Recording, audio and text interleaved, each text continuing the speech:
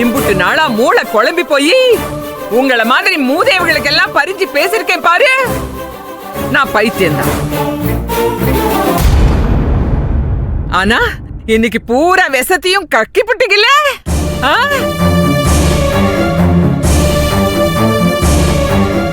ஏண்டி உங்களை எல்லாம் மருமகளுங்களாவா பார்த்தேன்?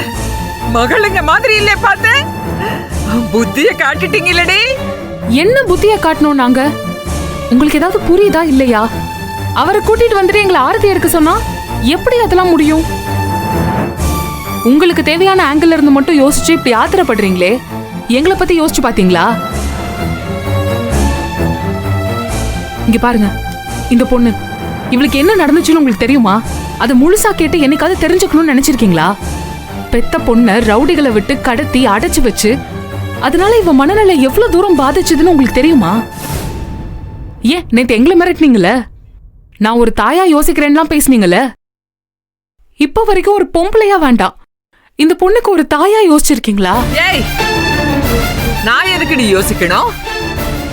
அப்படி யோசிச்சேன்னு வெயி, நான் என் மகன் இடத்துல மட்டும் இருந்திருந்தேன், இவளையும் இவ ஆத்தாளையும் கொளுத்தி போட்டிருப்பேன். வீட்டு ஆம்பளைங்க பேச்சு கேட்காம வெளியே அலைஞ்சுக்கிட்டு திரியறவங்களை எல்லாம் வெட்டி போடணும்டி, வெட்டி போடணும். இந்தாடி, பொம்பளைங்கிறவ ஆம்பளைக்கு ஒரு படி கீழே தான். அப்படி இருந்த வரைக்கும் தான் வீடு வீடா இருந்துச்சு, உலகம் சீரா இருந்துச்சு.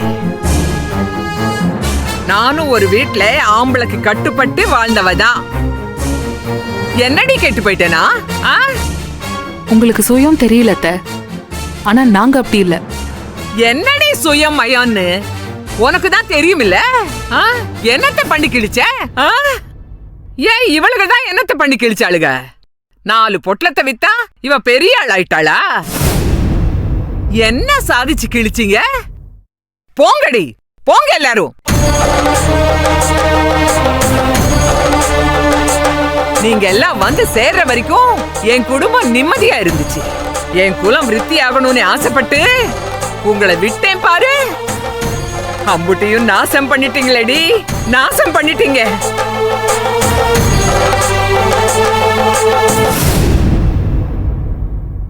ஏண்டி எப்ப பார்த்தாலும் போறேன் போறேன்னு பூச்சாண்டி காட்டிட்டு இருக்கீங்கல்ல? இப்ப நான் சொல்றேன், எல்லாரும் வீட்டை விட்டு வெளியே போங்க. போங்கடி. என் மகன் வர முடியாத வீட்டுக்குள்ள எந்த கழுதையும் வாழ தேவையில்லை. வெளியே போங்க. ஏய், என்னடி நிக்கிற? வியாபாரம் போடி, போ வெளியே, போடி, போ. நிறுத்துங்க. எங்க போக சொல்றீங்க எங்களை? எல்லார் வாழ்க்கையிலும் விளையாண்டுட்டு போனா அப்படியே போயிடணுமா? தோ அங்க நிக்கிறாங்களே ஈஸ்வரி அக்கா, அவங்க வாழ்க்கையில 25 வருஷத்தை நாசம் பண்ணிட்டீங்க. தோ ரேணுகா அக்காக்கு 15 வருஷத்தை நாசம் பண்ணிட்டீங்க. இந்த நந்தினி அக்காக்கு 10 வருஷத்தை நாசம் பண்ணிட்டீங்க. அடுத்து என் வாழ்க்கை. இப்படி எல்லார் வாழ்க்கையிலையும் ஒரு பகுதியை இழந்துட்டு நிக்கிறோம். போனா அப்படியே போயிட முடியுமா?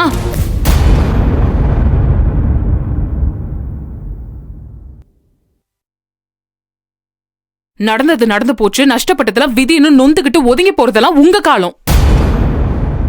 நஷ்டப்பட்ட இடத்துல இருந்தே நியாயத்தை கேட்டு வாங்குறது எங்க காலம். எங்களுக்கு நியாயமான பதில் கிடைக்காம நீங்க போனா உடனே நாங்க போயிட முடியாது. சட்டப்படி இந்த வீட்டுல வாழ எங்களுக்கு எல்லா உரிமையும் இருக்கு. சட்டப்படி வாழவா? சட்டம் சொல்லிட்டா ஆம்பளை பொம்பளையாவும் பொம்பளை ஆம்பளையாவும் மாறிட முடியுமா? என்னைக்கும் ஆம்பளை ஆம்பளைதான், பொம்பளை பொம்பளைதான். நீங்க பண்றதெல்லாம் முட்டாள்தனமான கற்பனை. ஏய், வாய மூடுறி. உன்னை எல்லாம் மதிச்சு பேசுறேன் பாரு.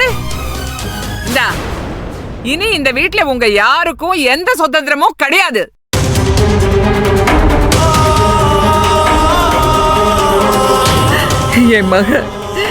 என் மக வந்து ஒரு வாய் சோறு கூட திங்க முடியாம பண்ணிட்டீங்கல்ல, நல்லா இருக்க மாட்டேங்கடி. இப்பவே போறேன் பாண்டி கோயிலுக்கு. காசை வெட்டி போடுறேன்டி. உறவு அறுத்து விடுறேன். நல்லா இருக்க மாட்டீங்க, நாசமா போயிடுவீங்க. வாய மூடுறா. ஆம்பளை புள்ளையாடா நீ? பாத்துக்கிட்டு நிக்கிற? பெத்த வயிறு கொதிச்சு போச்சுடா. இதாரு, நான் உனக்கு இன்னைக்கு சொல்றேன், இவ முந்தானையவே புடிச்சு அலைஞ்சேன்னு வெயி, சத்தியமா விளங்காம போயிடுவேன். உன்னையும் அடிச்சு புடுவாடா இவ. உனக்கு கொஞ்சமாவது புத்தி இருந்தா தப்பிச்சுக்க, வீணா போயிடாத. உன்னை பெத்த தாய் சொல்றேன்டா, வீணா போயிடாத. ஆனா பாரு, என் மகன் வந்துடும். இந்த வீடு முன்னாடி எப்படி இருந்துச்சோ அப்படியே மாறும், கண்டிப்பா மாறும். ஏண்டி என்ன கேட்டீங்க? உங்களுக்கு இந்த வீட்ல இருக்க உரிமை இருக்கா? நஷ்ட ஈடு வேணுமா? வருவான் என் மகன் வந்து உங்களுக்கு நஷ்ட ஈடு கொடுப்பான். அது வரைக்கும் நீங்க இங்கதான் இருக்கணும், இருந்தாகணும். இருங்க, நல்லபடியா இருங்க.